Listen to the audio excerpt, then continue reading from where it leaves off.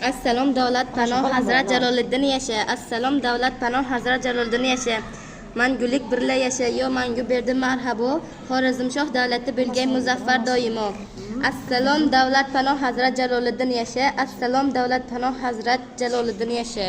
Hayolingiz ishqidagi yo devona, qalbim ichra tutdingiz shunday bir xona. Unutdim men o'zimni, elni mansabni, vijdonni diyorni, dinu mansabni. Sevgi qildi shunchalik parishon xotir. Unday bo'lsa bo'layin men ham xavotir. Tag'in sevgim tufayli unutmang meni. Nomini unutsam ham unutmam seni.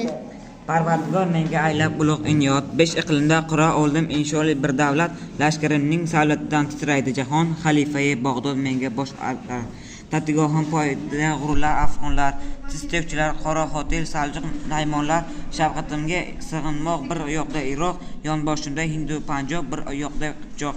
Bir puflasam irg'ib tushar shohlarning toji, karvonlarning tashigani xazinam boji, saltanatning andishani o'ylaymiz keyin. Tirmay davom eting qizimning to'yin. Chingizxondan kelmish elchi. Kira qolsinlar. Javob ber shahanshoh, kutmasa ular, kutursa qo'rqishga alomat bo'lar. Hech kimga bo'ysunmas xorazmshohlar, mo'g'ul o'g'risini menga barobar. Yo'qoling bedin majuslar, ekan bo'lmoqchilar shu benomuslar. Qonlarni qon bir yuvarlab albat bag'oyat zaravon g'anarmidir. Chingiz bunda ko'z yumin rostdan bilingi dedingiz qulasa qalamdar devor ostida Chingizdor bo'lar to'rmavor, lekin u yotmaydi devor ostida. Yo'l qilib chiqadi qala ustiga, vayrona ostida halok bo'lmas ul. O'z vayronlar yasaydi mo'g'ul, zinhor qalangizni yaqinlatmang hech.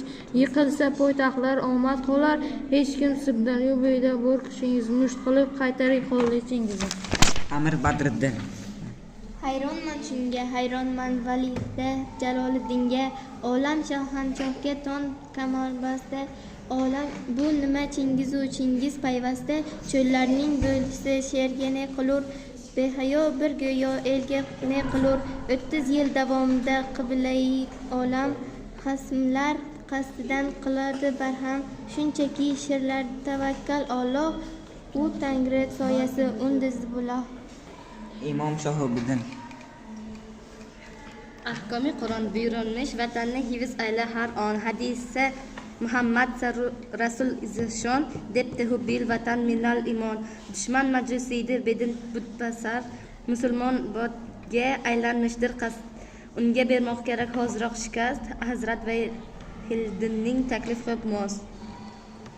Eshitding amrini mulohaza bas, hozir jangga kirmak aqldan emas. Ko'pdir mamlakatda keraksiz joylar, yov kelib yetguncha ochidan o'lar.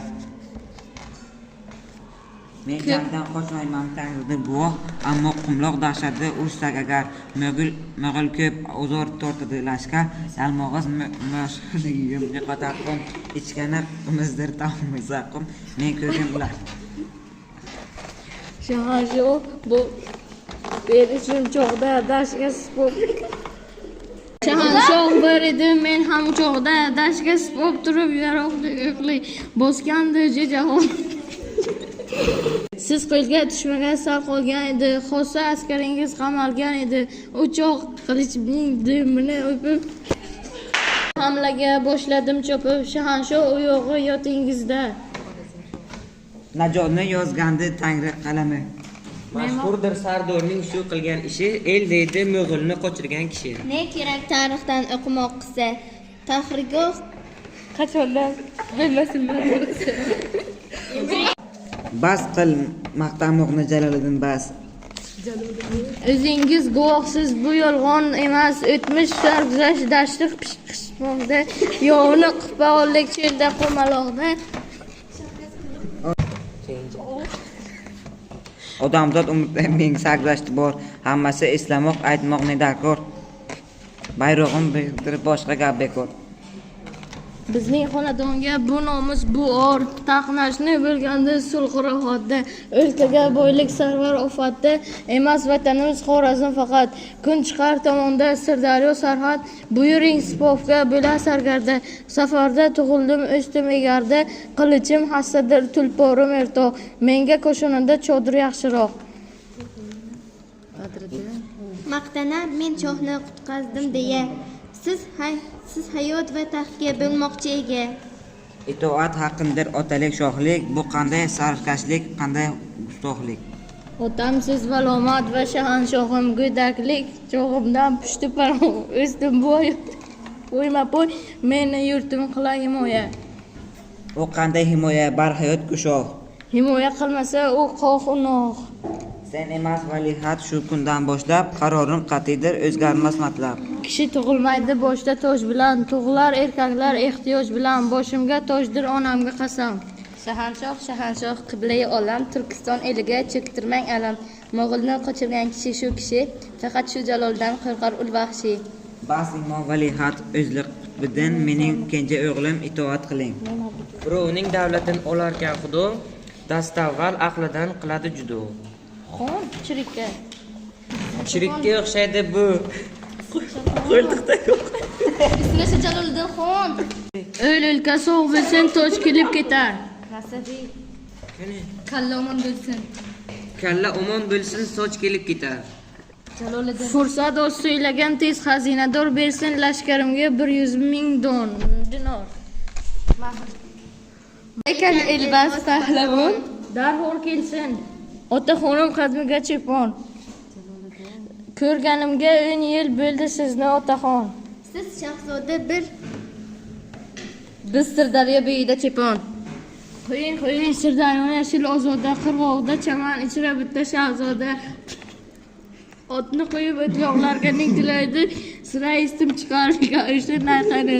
Qanday xabar bilan keldik pahlavon o'lg'a. Podamizga kirgan bo'g'ayot katta mo'g'ul bosdi Sirdaryoni.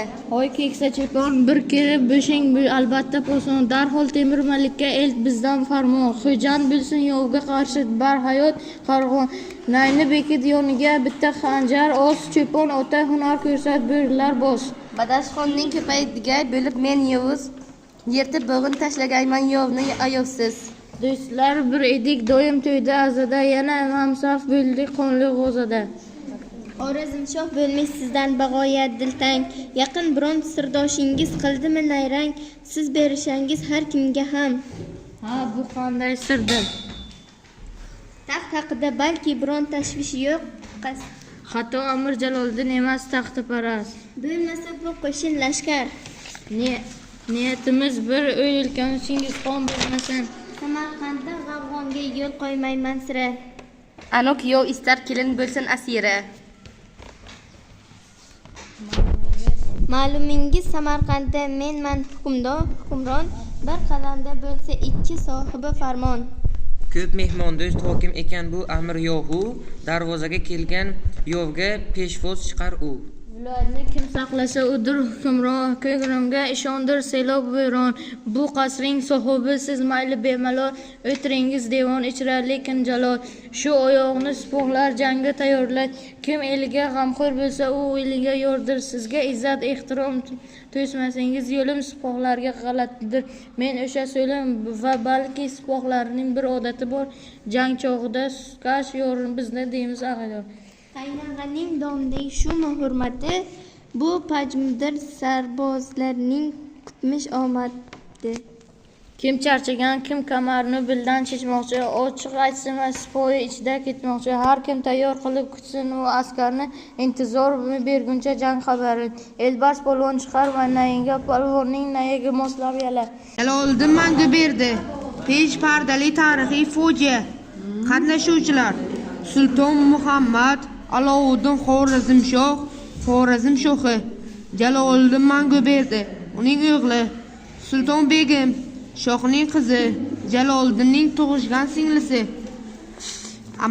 Amir Badriddin, Samarqand hokimi, Sulton Begimning qaylig'i, Temur Malik, Sardor Xo'jan hokimi, Elbars, Chepon, Muhammad Nasaviy, tarixchi Jaloliddinning kotibi, ona Jaloliddin va Sultonbegimning onasi Imom Shahobiddin Xevaqiy, Yaroqbek Badriddinning mulozimi Chingizxon, Mo'g'ul xaqoni Qodog'on No'yon Chingizxonning sarkarlaridan, devona chol, sipohlar, bozor ahli, saroy xonimlari, kanizlar, Mo'g'ul askarlari.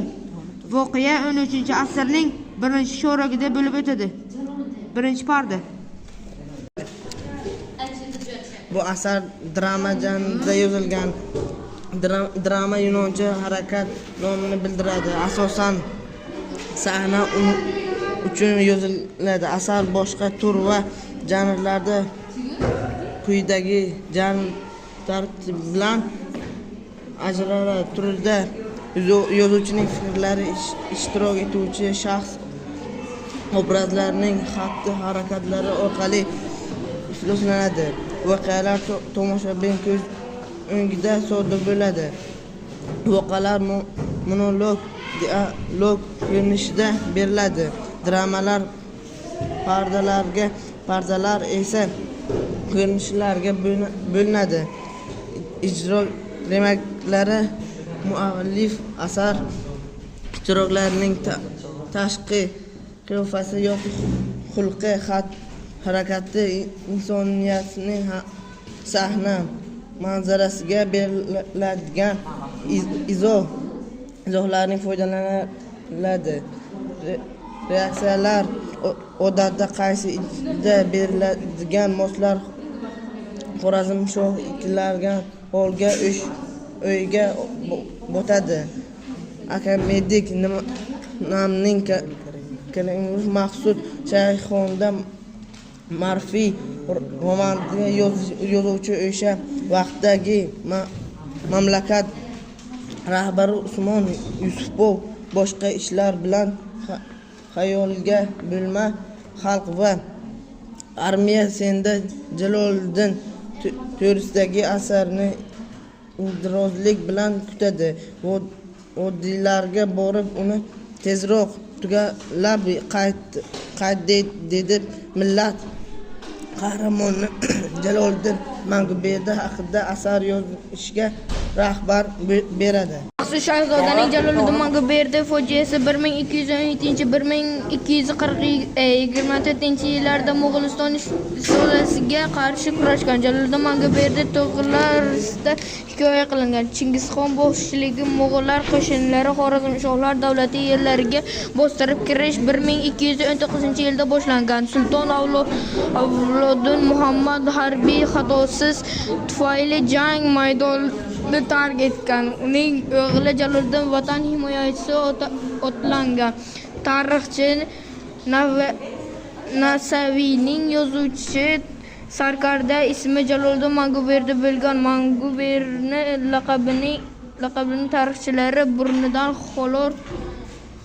xoldor deb talqin qiladilar. Maxsus Shahzoda o'z asarida Jaloliddin Manguberdi deb atalgan. Manguberdining so'zining o'zbek tilida shunday ifodalangan.